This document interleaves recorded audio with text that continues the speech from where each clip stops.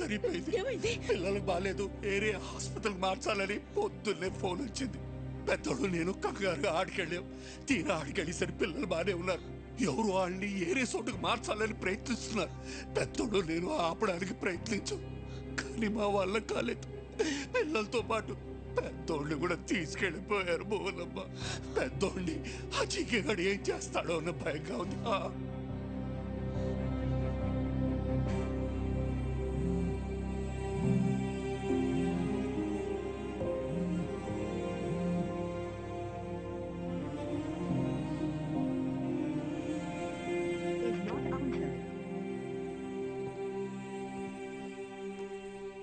ఏంటి missed calls ఉన్నాయి?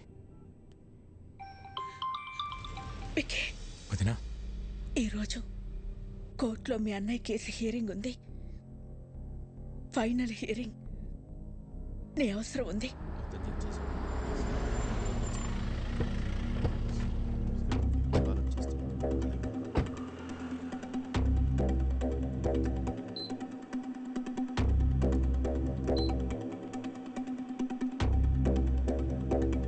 వదినా, ఇక్కడికి ఎందుకు తీసుకొచ్చావు? అన్నయ్యకి ఏమైంది? అదంతా నీకు తర్వాత చెప్తా. నువ్వు లోపలికి రా. వికీ, లోపల ఏం జరిగినా సరే నేను చెప్పేంత వరకు రియాక్ట్ అవ్వకూడదు, సరేనా? రా.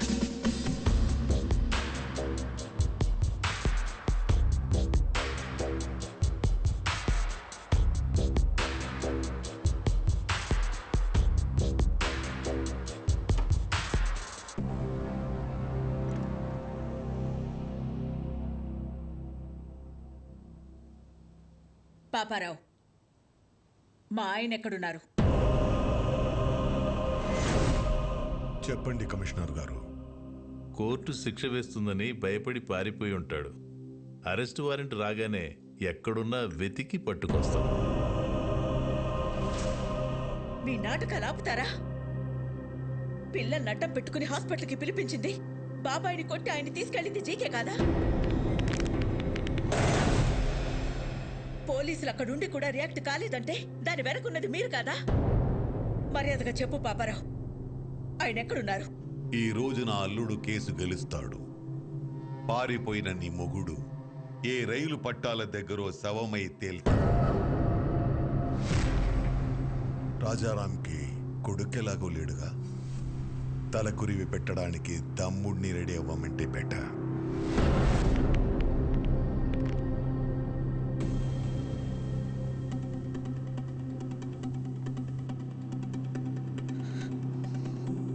నువ్వేం చేస్తావో ఎలా చేస్తావో నాకు తెలీదు.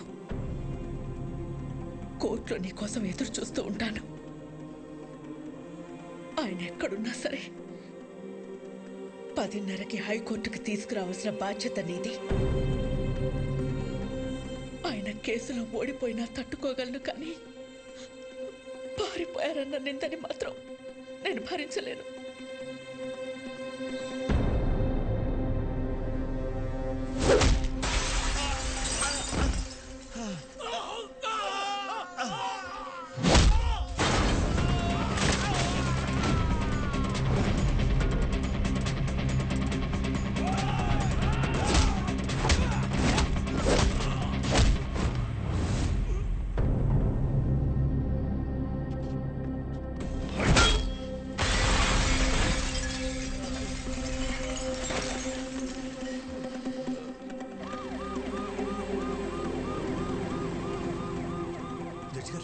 జడ్జి గారు వచ్చేసారమ్మా. రాజారాం గారు ఇంకా రాలేదు. నాకేదో భయంగా ఉంది. మీరు భయపడొద్దు, ఆయన వస్తారు. వాడు ఆయన్ని టైంకి తీసుకొస్తాడు.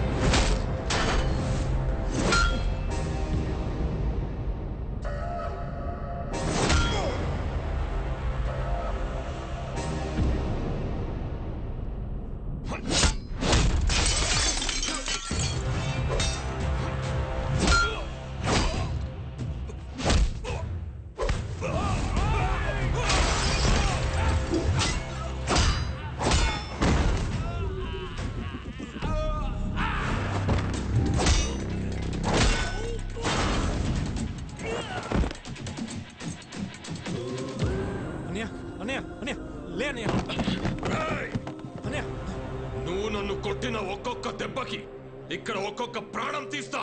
రారా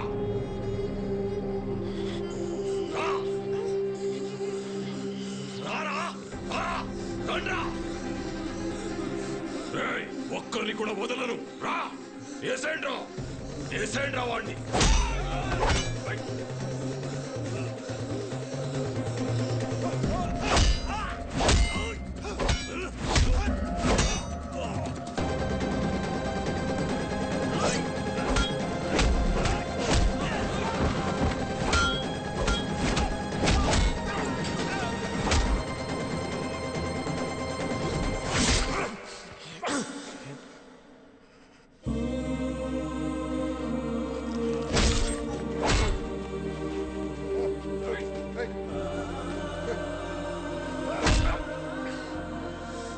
ఇదిగో లాయర్ గారు, రాజారాం కోసం వెయిట్ చేస్తున్నారా? ఎందుకండి టైం వేస్ట్? హలో మేడం, పారిపోయినాడు ఎక్కడి నుంచి వస్తాడు? వీళ్ళు ఓవర్ యాక్షన్ లాయర్. ఇప్పుడు కాపాడరా పిల్లల్ని, నీ అన్నయ్యని. నా ప్లాన్స్ కి ఎన్నిసార్లు ఎదురు దెబ్బ కొట్టావురా?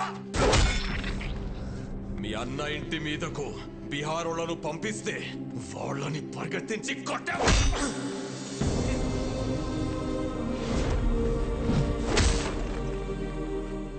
యాగం దగ్గర మీ అన్నయ్య చూస్తుండగానే ఫ్యామిలీ మొత్తాన్ని లేపేద్దామనుకుంటే దాన్ని తిప్పి కొట్టావు కదరా. నీ చావు ఎటువైపు నుంచి వస్తుందో నీకు తెలియదు.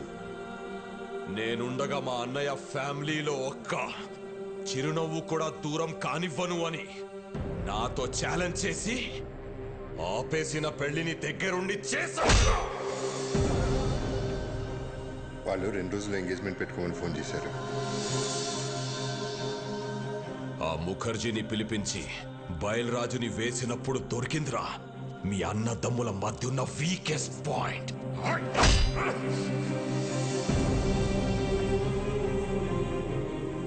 కాపాడరా, ఇప్పుడు కాపాడు. మీ అన్నని కాపాడడానికి వచ్చావు కదరా, ఇప్పుడు నిన్నెవడు కాపాడతాడ్రా?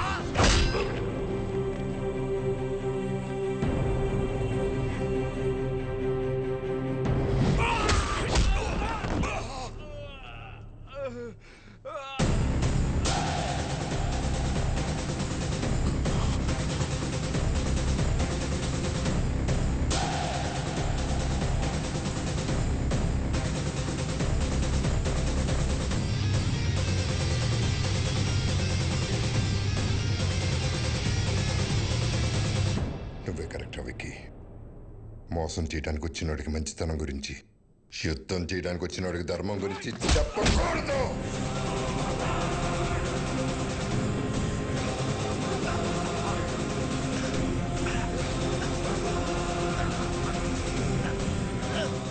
చంపేస్తారా?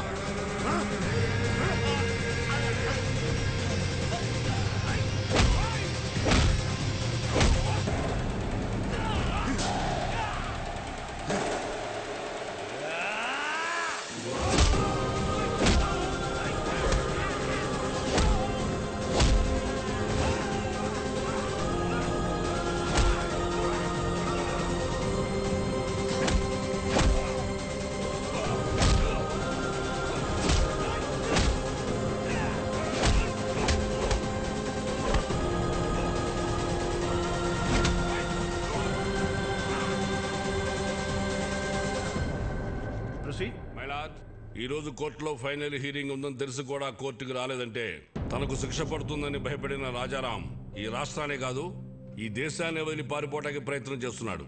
హలో, రాజారాం ఇంకా రాడమ్మా, పారిపోయాడు. ఇంకా నువ్వు బ్రేకింగ్ న్యూస్ ఇచ్చుకో.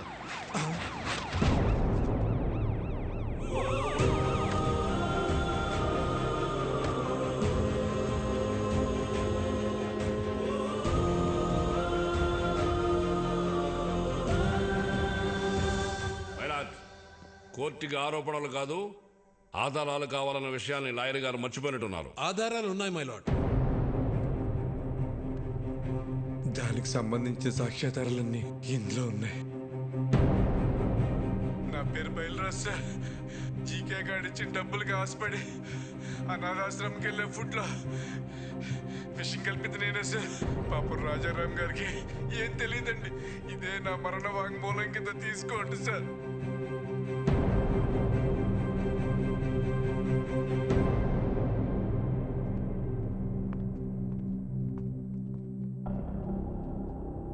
మై లార్డ్, నా పేరు మహేష్. జీకే ఫుడ్ కంపెనీలో నేను ఫుడ్ సైంటిస్ట్గా పనిచేశాను. ఆ ప్రాసెసింగ్ యూనిట్ నుంచి వచ్చే ప్రతి ఒక్క ప్రోడక్ట్ కల్తీయే. ఆ ఫుడ్ ప్రోడక్ట్స్లో కలుపుతున్న కలరింగ్ ఏజెంట్ కూడా కల్తీ. వీటన్నిటి గురించి నేను ఒక రిపోర్ట్ తయారు చేసి ల్యాబ్కు టెస్టింగ్కి పంపిస్తే ఆ రిపోర్ట్స్ను కూడా మ్యానిపులేట్ చేశారు. వాళ్ళని వీళ్ళే బెదిరించి కంట్రోల్ చేస్తున్నారు మై లార్డ్. అంతేకాకుండా నన్ను నా ఫ్యామిలీని చంపుతామని బెదిరించారు మై లార్డ్. మై లార్డ్, ఇదంతా నా ప్రాపర్టీ కాపాడుకోవడం కోసం, షేర్ వాల్యూ పెంచుకోవడం కోసం, నా బ్రాండ్ ఇమేజ్ పెంచుకోవడం కోసం చేయట్లేదు. మన కోసం, మన పిల్లల కోసం, రాబోయే జనరేషన్ కోసం ఈ ఫైట్ చేస్తున్నాను. నాకు అలా అనిపించట్లేదు రానారు. ఈ రాజారాం గారు తన కాంపిటీటర్స్ అయిన జీకే గారి మీద పర్సనల్ రెవెంజ్ తీర్చుకుంటున్నట్టుంది. ఏంటి సార్ పర్సనల్? జీకే ఫుడ్స్ తిన్నందుకు 100 మంది పిల్లలు క్యాన్సర్ బారిన పట్టడం పర్సనలా, లేక ప్రశ్నించడం పర్సనలా? మిస్టర్, మీరేమైనా చెప్పాలనుకుంటే బోన్లోకి వచ్చి చెప్పండి. My lord, what we eat is what we are. మనం ఏం తింటామో అదే మనం. ఇవాళ తల్లికి పాలు పట్టడానికి మెడిసిన్స్ ఇవ్వడం దగ్గర నుంచి, పిల్లలు చాలా ఇష్టంగా తినే బిస్కెట్స్, చాక్లెట్ సిరప్స్ నుంచి పిజ్జాస్, బర్గర్స్ వరకు కల్తీ అంత ధైర్యంగా చేస్తున్నా తెలుసా sir? Nature identical flavour substance, thickness, preservatives, ఎమల్సిఫైర్స్ అని చిన్న చిన్న అక్షరాలతో వాటికి సంబంధించిన నెంబర్స్తో సహా ప్రింట్ చేసి మరీ అమ్ముతున్నారు సార్.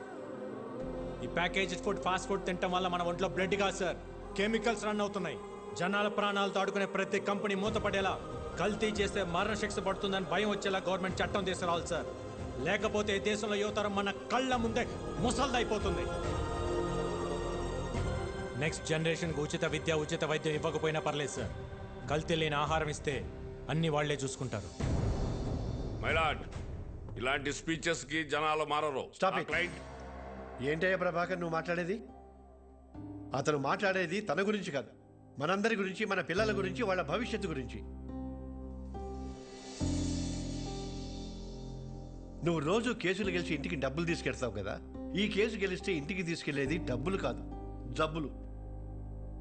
మన నాయకులకి వాళ్ళ అధికారాన్ని కాపాడుకుందామన్న శ్రద్ధ కాకుండా రాజారాం గారి లాగా ఒక్కరు ఆలోచించినా కూడా మనకి ఈ దుస్థితి తప్పేది. ఈ కేసులో జీకేని దోషిగా పరిగణిస్తూ జీకే ఫుడ్స్ ని బ్యాన్ చేయాల్సిందిగా, అందులో ఉన్న ప్రోడక్ట్స్ ని కాన్ఫిస్కేట్ చేయాల్సిందిగా పోలీసు వారిని ఆదేశిస్తున్నాను. ఇదే కేసులో అసత్య ఆరోపణలు ఎదుర్కొంటున్న రాజారాం గారిని నిర్దోషిగా ప్రకటిస్తున్నాను.